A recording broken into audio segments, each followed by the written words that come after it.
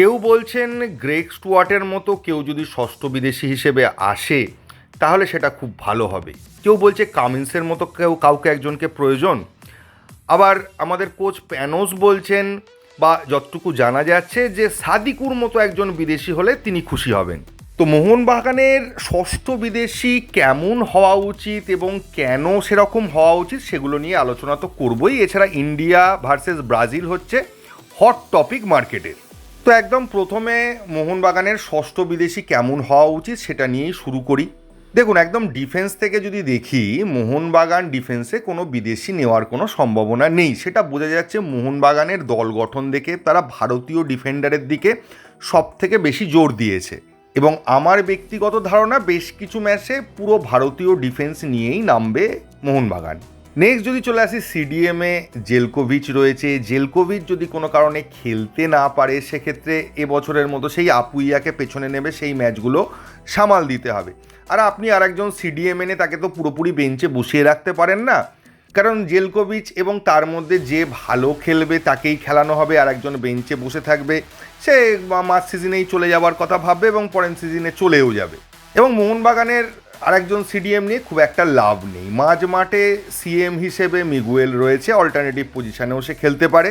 Miguel কোনো ম্যাচে অনুপস্থিত থাকলে থাপাকে তার কাজটাকে সামাল দিতে হবে, পেছনে জেলকোভিচ থাকলে জেলকোভিচ কিছুটা হেল্প করবে এবং আশা করা যায় মিগুয়েল জেলকোভিচ সবাই একসঙ্গে অ্যাবসেন্ট থাকবে না কোনো ম্যাচে। এবার যদি বলি অ্যাটাকিং মিডফিল্ডার, মোহনবাগানে এই মুহূর্তে দাঁড়িয়েও কোনো বিদেশি প্রপার অ্যাটাকিং মিডফিল্ডার নেই, কিন্তু মোহনবাগান যেভাবে টিমটা বানিয়েছে তাতে কিন্তু প্রপার অ্যাটাকিং মিডফিল্ডারের প্রয়োজনটাও সেইভাবে নেই এবং ড্রাজিচ রয়েছে যে অল্টারনেটিভলি অ্যাটাকিং মিডফিল্ডার রোলটায় খেলে দিতে পারে। এবং যদি স্ট্রাইকারের দিকটা দেখেন, জিমি ম্যাকলারেন তো রয়েছে, আর একজন স্ট্রাইকারকে সেম প্রোফাইলে নিয়ে এসে খুব একটা লাভ হবে না, কারণ তাকেও সেই বসিয়েই রাখতে হবে। এবং যতটুকু খবর পেয়েছি মোহনবাগানের নজরে ম্যাকলারেন টাইপের স্ট্রাইকার ছিল, কিন্তু প্যানোস সেটা চাইছেন না। এবং আমার যতদূর মনে হচ্ছে প্যানোস এমন একজন প্লেয়ার চাইছেন যাকে এই সমস্ত প্লেয়ার যে বাকি 5জন বিদেশি আছে সকলের সঙ্গেই খেলানো যেতে পারে, মানে 4 নম্বর বিদেশি হিসেবে বাকি যে কোনো 3 জনের সঙ্গে ওকে অ্যাড করা যেতে পারে। কিন্তু পিওর স্ট্রাইকার হলে 2জন পিওর স্ট্রাইকার ম্যাকলারেনের সঙ্গে আপনি তাকে অ্যাড করতে পারবেন না, ফলে ওই 2জনের মধ্যে একজনকেই খেলাতে পারবেন অ্যাট এ টাইম খেলাতে হলে। এবং বিদেশি যেভাবে মোহনবাগান নিয়েছে তাতে আমার ব্যক্তিগতভাবে মনে হচ্ছে মোহনবাগান 6জন বিদেশি এরকমই নিতে চায় যে 6জন বিদেশিকে একসঙ্গে ফিল্ড করতে হলেও তাদের কোনো প্রবলেম হবে না, তারা 6জন বিদেশিকে একসঙ্গেও খেলাতে পারে। এখন আপনারা বলবেন এএফসিতে তো খেলানো যায়, মোহনবাগান তো এএফসিতে ব্যান হয়ে আছে না। সুপার কাপেও কিন্তু কিছু ক্ষেত্রে দেখা গেছে যে 6জন বিদেশি খেলানো কয়েকবার অ্যালাউ করেছিল। এবং বিষয়টা একসঙ্গে খেলানোর নয়, একজনকে অফ করে আরেকজনকে নামিয়ে অন্য আর একটা পজিশনকে স্ট্রং করা যেতে পারে, সেই দিকটাও মাথায় রাখতে হবে। ধরুন আমি উদাহরণ দিয়ে বলছি, জেমি ম্যাকলারেনকে আমি কোনো কারণে পাচ্ছি না, তো ড্রাজিচকে আমি ম্যাকলারেনের জায়গায় স্ট্রাইকার খেলালাম এবং তাকে সাপোর্ট দিতে পারবে এরকম একজন বিদেশির দরকার। অথবা ম্যাকলারেনের জায়গায় নতুন একজন বিদেশিকে খেলালাম যে ম্যাকলারেনের জায়গায়ও খেলতে পারে, প্লাস আরও একটা পজিশানকে সে সলিড করতে পারে। এবার মোহনবাগানের সমস্ত পজিশান খুব ভালো করে দেখার পর আমার অন্তত এটা মনে হয়েছে এমন একজন বিদেশির প্রয়োজন যে ম্যাকলারেনের মতো স্ট্রাইকার হিসেবেও খেলতে পারে, আবার অ্যাটাকিং মিডফিল্ডার হিসেবে পেছন থেকেও খেলাটা তৈরি করতে পারে। অথবা আপনি একজন সিএম কাম সেন্ট্রাল অ্যাটাকিং মিডফিল্ডারও খোঁজ করা যেতে পারে বা নেওয়া যেতে পারে, কিন্তু সেক্ষেত্রে একটা প্রবলেম রয়েছে। সেন্ট্রাল অ্যাটাকিং মিডফিল্ডার আপনি মিগুয়েল খেললে আলাদা করে খেলার কোনো প্রয়োজন হবে না, তাহলে সে একমাত্র মিগুয়েল না থাকলেই সেন্ট্রাল মিডফিল্ডার বা সেন্ট্রাল অ্যাটাকিং মিডফিল্ডারের রোলে প্লে করতে পারে, অথবা মিগুয়েলকে তুলে নেওয়ার পর সে সেন্ট্রাল অ্যাটাকিং মিডফিল্ডার হিসেবে খেলতে পারে, তাছাড়া কিন্তু তাকে প্রয়োজন হবে না। আবার আরেকটা জিনিসও সেখানে প্রবলেম হবে, জেমি ম্যাকলারেন কোনো ম্যাচে খেলতে না পারলে সেই লেভেলের প্রপার স্ট্রাইকার কিন্তু আর কেউ নেই, তো স্ট্রাইকিং পজিশানের একটা অপশানের তো অবশ্যই প্রয়োজন আছে, প্লাস সে অন্য পজিশানে খেলতে পারে। সেরকম হলে একমাত্র যে পজিশানটা আমাদের বিদেশি নেই সেটা হচ্ছে সেন্ট্রাল অ্যাটাকিং মিডফিল্ডার। তো এই কারণেই আমার মনে হয়েছে যে এতে সাপও মরবে লাঠিও ভাঙবে না, ম্যাকলারেনের বিকল্পও আমরা পেয়ে যাব। আবার প্রয়োজনে যদি মনে হয় কোনো ম্যাচে একজন অ্যাটাকিং মিডফিল্ডারের প্রয়োজন হচ্ছে বা কোনো ক্ষেত্রে দেখা যাচ্ছে যে একজন অ্যাটাকিং মিডফিল্ডার হলে আমাদের গোলের সংখ্যা বাড়তে পারে, সেক্ষেত্রে তাকে আমরা অ্যাটাকিং মিডফিল্ডার হিসেবেও ইউজ করতে পারি। তো এটা আমার ছোট মাথার বুদ্ধি থেকে বেরিয়েছে। তো আপনাদের কি মতামত, কীরকম বিদেশি হলে ভালো হয় সেটা তো অবশ্যই কমেন্টে জানাবেন। এবং মোহনবাগানের চাহিদা অনুযায়ী এটা আমার মনে হয়েছে, কারণ ম্যাকলারেনের বিকল্পরও প্রয়োজন আছে, আর এবং সেন্ট্রাল অ্যাটাকিং মিডফিল্ডার পজিশনে কোনো প্রপার বিদেশি নেই। এবং সব থেকে বড় কথা, 6জন বিদেশিকে একসঙ্গে খেলালে এই প্লেয়ারকে সেন্ট্রাল অ্যাটাকিং মিডফিল্ডারে খেলিয়েও 6জনকে আমরা একসঙ্গে ফিল্ড করতে পারি। 6জন বিভিন্ন 6টা পজিশনের বিদেশি আমাদের টিমে তাহলে সেক্ষেত্রে থাকবে। নেক্সট যদি চলে আসি, সব থেকে hot topic India versus Brazil match.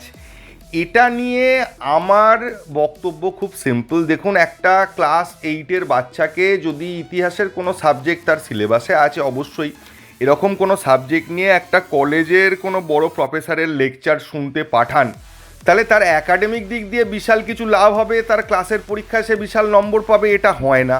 তবে অবশ্যই তার অভিজ্ঞতা বাড়বে, নলেজ বাড়বে, সেই নলেজটাকে সে ভবিষ্যতে ইউজ করতে পারে তার পড়াশুনোর ক্ষেত্রে। তো ভারতীয় টিমের সঙ্গে ব্রাজিলের খেলাটা প্রায় তাই। ভারতীয় ফুটবলের লেভেলটা এখনও স্কুল পড়ুয়া রয়েছে, আর ব্রাজিল ইউনিভার্সিটির হাই প্রফেসরের লেকচার হয়ে গেছে। কারণ ভারত জাপান অস্ট্রেলিয়া বা আমাদের আশেপাশের ছোটোখাটো দেশের সঙ্গেই ফুটবলে পেরে ওঠে না, তাদের সঙ্গে খেলে কিছুটা অভিজ্ঞতা সঞ্চয় করে। তো ব্রাজিলের সঙ্গে খেলে তাদের যে বিশাল কিছু লাভ হবে, তাদের ফুটবল রাতারাতি পরিবর্তন হয়ে যাবে, মানে 1-2 বছর পর থেকে তারাও ব্রাজিলের কাছাকাছি খেলতে শুরু করবে, এই ভাবনাটা বেকার। ব্রাজিল আসার পরলে সব থেকে বেশি লাভবান হবে সমর্থকরা ভারতের মাটিতে, বিশেষ করে বাংলার ফুটবল সমর্থকরা যুবভারতীতে ব্রাজিলের মতো তাদের স্বপ্নের টিমকে খেলতে দেখবে। শোনা যাচ্ছে নর্মাল পুরো টিমটাই আসবে, কোনো সেকেন্ড টিম বা এরকম নয়। ফলে আমার মনে হয় সমর্থকরাই সব থেকে বেশি লাভবান হবে, কারণ তারা হয়তো ব্রাজিল টিমকে কোথাও সামনে থেকে খেলতে ভবিষ্যতে দেখতে নাও পেতে পারে। অনেকের পক্ষেই সম্ভব হয় না যে বিদেশে গিয়ে কোথাও খেলা দেখবে বা ওয়ার্ল্ড কাপ দেখতে যাবে। তাদের জন্য অবশ্যই এটা বিশাল সুখবর। ভারতীয় টিমের জন্য একটা অভিজ্ঞতা সঞ্চয়ের ম্যাচ হবে, ব্রাজিলের মতো টিমের সঙ্গে খেলবে, সম্মানের ব্যাপার হবে। কিন্তু ভারতীয় ফুটবলের কিছু উন্নতি হবে না, সেরকম হবে না। আর্থিকভাবে যদি লাভ হয় সেটা আলাদা বিষয়, যেটা ফুটবলের দিক থেকে কোনো লাভ হবে না, আর সেটা সম্ভবত কোনো প্রাইভেট সংস্থার থ্রু দিয়ে হচ্ছে, ফলে যে AIFF-এরও বিশাল লাভ হবে এরকম কোনো ব্যাপার নেই। এবং ভারতীয় দলের ফুটবলারদের জন্য একটা সুযোগ থাকবে এত বড় বড় প্লেয়ারদের সঙ্গে একই মাঠে একসঙ্গে খেলা, যেটার সুযোগ হয়তো তারা ভবিষ্যতে নাও পেতে পারে। এর বেশি কিন্তু আমার মনে হচ্ছে না এই ম্যাচটা থেকে ভারতীয় ফুটবলের বিশাল কিছু লাভ হতে পারে। এবং ফুটবল সমর্থক হিসেবে তাদের খেলা এখানে ভারতীয় সমর্থকরা দেখবে, বাংলার সমর্থকরা দেখবে, এটা একটা ভালো জিনিস বা পজিটিভ পয়েন্ট আপনি বলতে পারেন। এবার যদি আবার মোহনবাগানে ফিরে আসি, তাহলে মোহনবাগান থেকে একটা ডোমেস্টিক ডিপারচারের খবর আসছে। মানে মোহনবাগান টিমের একজন ডোমেস্টিক প্লেয়ার যে ন্যাশনাল টিমেও খেলেছে, এরকম একজন প্লেয়ারের কিন্তু মোহনবাগান টিম ছেড়ে চলে যাওয়ার সম্ভাবনা তৈরি হচ্ছে। এখন আপনি বুঝতে পারবেন যে মোহনবাগানের ডোমেস্টিক প্লেয়ারের বা ডোমেস্টিক সাইনিং যেরকম হয়েছে, তাতে 1-2 প্লেয়ার তো অফলোড হওয়াটা উচিত প্লেয়ারের স্বার্থেই, তা নাহলে সে বসে থাকবে, চান্স পাবে না। আর ভালো প্লেয়াররা শুধু শুধু বসে থেকে তাদের একটা বছর নষ্ট করার কোনো মানে হয় না। তো স্বাভাবিকভাবেই আমার মনে হয়েছিল যে ডোমেস্টিক ডিপারচার হবে। এখন আলটিমেটলি কটা হবে, কে হবে, সেটা নিয়ে তো অবশ্যই প্রশ্ন রয়েছে। তো দেখা যাক কি হয় এই ভিডিওতে। এইটুকুই। থ্যাংক ইউ, ধন্যবাদ এবং জয় মোহনবাগান।